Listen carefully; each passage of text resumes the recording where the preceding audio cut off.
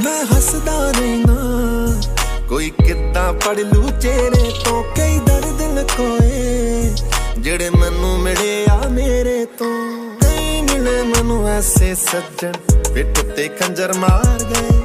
जिदा कीता दिल तो गहरी ओ जाले कद खार गए हुण कल्ला रहना